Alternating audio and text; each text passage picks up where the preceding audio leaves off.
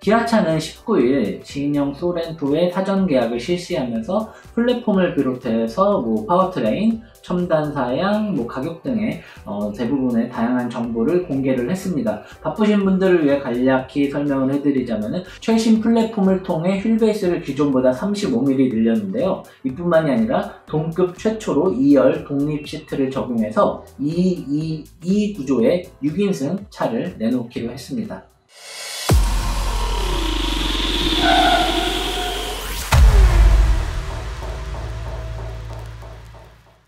안녕하세요, 모토그래프 전승용입니다. 여러분들이 궁금해하셨던 기아차 신형 소렌토의 모든 정보가 나왔습니다. 실내외 디자인 등은 이미 다양한 이미지를 통해 공개가 됐는데요. 간단히 설명을 하자면 외관은 텔룰라이드와 셀토스를 뭔가 이렇게 합친 모습, 실내는 신형 K5와 비슷하면서도 좀 더 고급스럽게 만든 모습이 특징입니다. 파워트레인은 스마트 스트림 터보 하이브리드 및 스마트 스트림 디젤 2.2 등 총 2개 엔진을 일단 출시를 하고요. 추후에는 가솔린 터보 엔진을 내놓을 예정이라고 합니다. 그리고 디젤 모델 같은 경우는 현대차 그룹 최초로 습식 8단 DCT가 적용됐고요. 가격은 디젤 같은 경우는 이제 3,070만원부터 3,980만원 사이에서 결정되고요. 가솔린 터보 하이브리드는 3,520만원에서 4,100만원 수준에서 결정될 예정입니다. 물론 이 가격은 트림의 가격이지 옵션이 더해지면 이거보다는 좀 더 올라가겠죠. 사양 같은 경우는 기존 소렌토에서는 없었던 다양한 첨단, 안전이나 편의 사양이 이게 추가가 됐고요. 그리고 기존에 있던 사양은 조금 더 성능을 개선해 상품성을 높였다고 합니다. 자, 이제 구체적으로 살펴보도록 하겠습니다. 플랫폼 먼저 보죠. 신형 소렌토는 2014년 3세대 출시 이후에 약 6년 만에 새롭게 탄생한 신규 모델입니다. 현대 기아차 SUV로서는 최초로 적용된 신규 플랫폼을 기반으로 해서 공간 활용성을 대폭 개선한 게 특징이죠. 또 신규 플랫폼의 컴팩트한 엔진룸 구조와 짧은 오버행 그리고 긴 휠베이스를 바탕으로 하는 최적의 레이아웃 설계를 통해서 동급 중형 SUV는 물론이고 한 등급 높은 상위차급인 대형 SUV와 비교해도 경쟁력 있는 실내 공간을 완성했다는 게 기아차의 설명입니다. 구체적으로 한번 들어가 보면은 전장이 10mm밖에 안 길어졌어요. 그런데도 불구하고 휠베이스는 35mm가 늘어나서 2815mm에 달합니다. 이 휠베이스가 어느 정도인지 궁금해 하시는 분들이 계실 텐데요. 지금은 단종됐지만 예전에 산타페 휠베이스를 늘린 맥스크루즈와 같은 수준이라고 보시면 될 것 같습니다. 모하비하고는 한 7-80mm 차이가 나니까 그 급까지는 아니고요. 덕분에 중형 SUV와 비교해서 확연하게 넓고 쾌적한 실내 공간을 확보할 수 있었던 겁니다. 또 대형 SUV에서만 볼 수 있었던 2열 독립 시트를 적용해서 2 구조의 6인승 모델을 이제 라인업에 추가했고요. 그리고 3열 시트 역시도 이 리클라이닝 각도를 조절할 수 있도록 해서 탑승 편의성을 향상시켰습니다. 이 신형 플랫폼은 단순히 공간만 넓힌 게 아니라 충돌 안전성 및 주행 성능 개선에도 도움이 됐습니다. 경량화 소재를 적용해서 차체 무게를 80kg가량 줄이면서도 이제 차체 골격의 다중 구조를 통해서 충돌 안전성을 강화한 것이죠. 기아차는 이런 플랫폼 개선을 통해서 신형 소렌토는 패밀리 SUV에 부합하는 안정적인 핸들링과 부드러운 승차감을 구현했다고 자신있게 말을 하고 있습니다. 자, 이제 파워트레인으로 넘어가 보도록 하겠습니다. 이번 신형 소렌토에는 국산 중대형 SUV에는 없었던 다양한 파워트레인이 들어갔는데요. 일단은 이제 최초로 하이브리드 시스템이 탑재된 하이브리드 SUV 모델이 나오고요. 그리고 기존에 아예 없었던 8단 습식 DCT가 최초로 적용이 됐습니다. 하이브리드부터 보도록 하겠습니다. 이름 짓기 좋아하는 기아차 또 나왔죠. 스마트 스트림 터보 하이브리드 모델이라고 하는데요. 일단 이름은 이렇게 차치하고 나서도 시스템 최고 출력이 약 230마력이고요. 토크는 35.7kg/m라고 합니다. 엔진이 1.6 터보 GDI를 기반으로 했잖아요. 그래서 이 엔진은 최고 출력 180마력에 최대 토크 27kg/m를 내고요. 여기에 하이브리드 시스템을 통해 추가된 모터가 최고 출력 60마력 정도, 그리고 최대 토크는 26kgm 정도를 더해줘서 총 230마력과 36kgm의 이런 성능을 낼 수 있도록 했습니다. 그런데 성능보다 연비가 더 중요할 수도 있어요. 왜냐면은 이런 소렌토 같은 크고 무거운 SUV 같은 경우는 하이브리드 시스템이 발휘할 수 있는, 도와줄 수 있는 여지가 좀 줄어들거든요.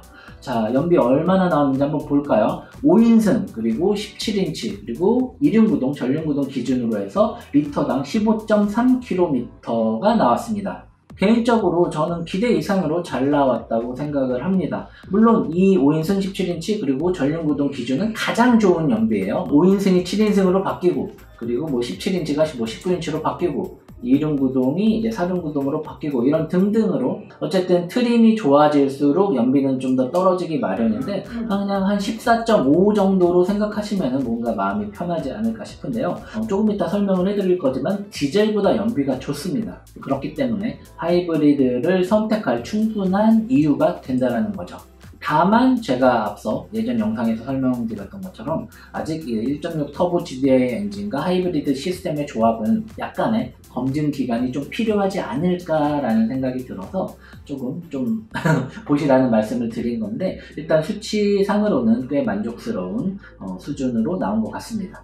기아차 측은 가솔린 터보 하이브리드 모델은 강력한 시스템 출력을 바탕으로 뛰어난 가속력과 동급 최고의 연비를 동시에 구현했으며, 이런 우월한 실내 정숙성까지 더해져서 국내 친환경 SUV 시장의 대중화를 선도할 것으로 기대된다! 라고 굉장히 거창하게 말했는데, 저도 그렇게 크게 다른 말은 아닌 것 같습니다. 틀린 말은 아니라고 생각하는 게, 디젤 같은 경우는 토크가 좋지만 실내 진동 소음이 워낙 크잖아요. 하이브리드가 디젤 수준의 출력과 토크를 내면서도 엄청난 정숙성을 확보한다면은 충분히 디젤을 대체할 수 있을 것으로 봅니다. 아쉬운 점은 하이브리드 모델에는 6단 그냥 자동 변속기가 들어갔다는 겁니다. 좀 더 기술적으로 앞선 새로운 변속기가 들어갔으면은 연비나 효율에서 조금 더 좋아질 수 있었을 것 같은데, 아쉽게도 이번에는 6단 변속기만 하이브리드 차량에 매칭이 됐습니다. 자, 그런데 하이브리드를 내놓으면서 또 디젤도 좋다고 얘기를 하고 있어요. 디젤 모델 어떤지 한번 살펴보도록 하겠습니다. 2.2L 디젤 엔진인 이제 스마트 스트림 D2.2가 적용이 됐습니다. 2.0 디젤은 이제 사라진 것 같아요. 디젤 엔진은 물론 엔진의 변화가 있겠지만, 더 중요한 것은 현대차 그룹 최초로 습식 8단 DCT가 적용이 됐다는 것이죠. 자, 여기서 습식 DCT가 현대기아차가 기존에 썼던 다른 변속기에 비해 얼마나 좋은지 한번 살펴보고 가도록 하겠습니다. 물론 이거는 저의 주장이 아니라 기아차에서 공개한 자료입니다. 일단은 최적의 클러치 냉각 성능 확보를 통해 최대 허용 토크가 기존에 있던 7단 DCT 대비 58% 향상됐다고 합니다. 또 고효율의 변속 독립 제어 시스템을 적용해서 8단 자동 변속기와 비교해서는 연비가 3% 정도 향상됐다고 하고요. 또 다이나믹한 주행감을 구현하면서 동시에 가속 성능을 6단 수동 변속기와 비교해서 최대 9% 향상시켰다고 하네요. 이런 설명만 들으면은 당연히 가장 좋은 변속기인 것 같은데, 이런 것들은 실제로 시승을 해보면서 어떤지 살펴보도록 하겠습니다. 변속기에 가려져서 엔진은 그대로인 거 아니야? 라고 생각하실 수도 있는데, 엔진도 꽤 좋아졌습니다. 일단 열 효율을 개선하고 마찰 저감 기술을 적용해서 실용 영역에서의 주행 성능을 개선했다고 합니다. 덕분에 습식 8단 DCT와 조합되면서 최고 출력은 202마력, 최대 토크는 45kg/m의 성능을 내게 된 거죠. 연비는 하이브리드 모델에 비해서는 살짝 아쉽지만 기존 디젤 모델보다는 좀 좋아진 것 같습니다. 5인승 18인치 휠 전륜구동 기준으로 리터당 14.3km의 연비를 확보했습니다. 하이브리드와 디젤 이외에 올해 중순 이후가 될 것으로 알려졌는데요. 신형 소렌토에는 고성능 모델인 가솔린 터보 엔진이 추가될 예정이라고 합니다.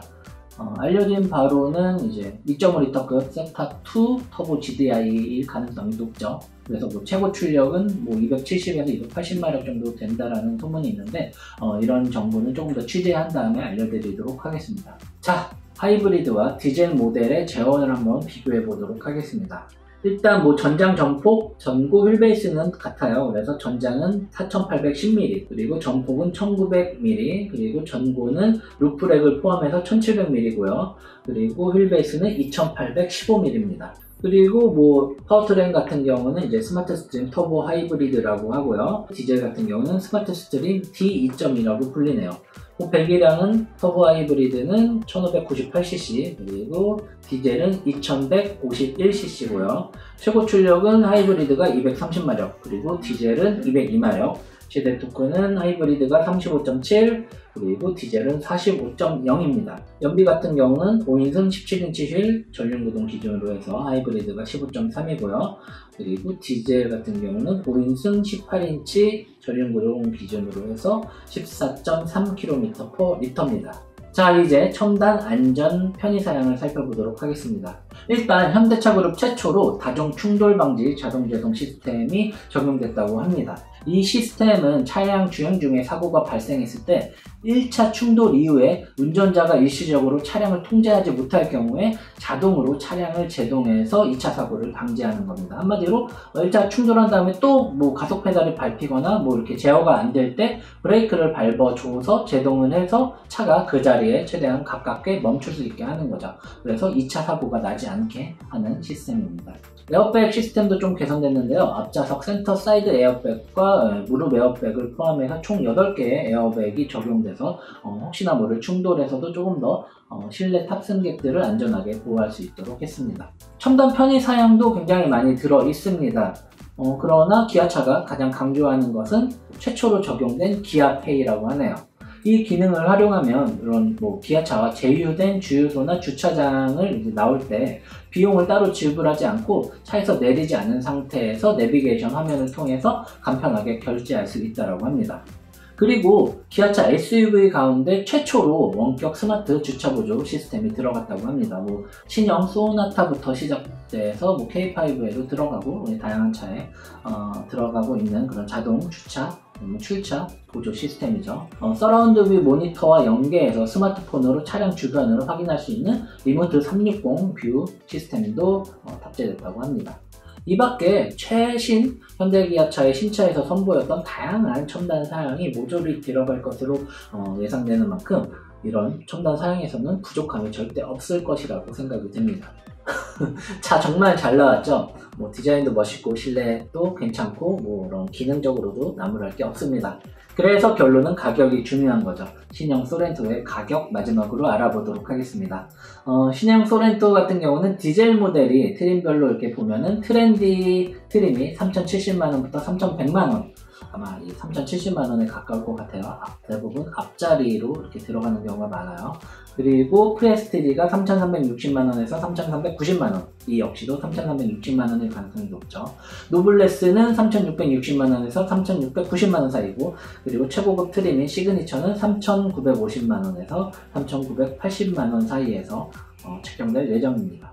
가솔린 터보 하이브리드 모델 같은 경우는 이제 프레스티지가 3,520만원 에서 3,550만원 사이고요. 노블레스는 3,800만원에서 3,830만원, 그리고 시그니처는 4,070만원에서 4,100만원 사이에서 가격이 결정될 예정입니다. 차가 좋아진 것은 분명한 사실이지만 그만큼 가격도 올랐습니다. 예전하고 똑같은 파워트레인을 유지하고 있는 2.2 디젤을 비교해보면 이전 모델 같은 경우는 2,895만원부터 3,675만원까지였는데 이번 신형 소렌토 디젤 2.2의 가격은 3,070만원부터 3,980만원까지입니다. 물론 트림이 다르고 트림에 따른 사양도 다르기 때문에 1대1로 정확한 비교는 할 수 없지만 시작가는 175만원 비싸졌고요. 가장 비싼 트림의 가격도 305만원이나 올랐습니다.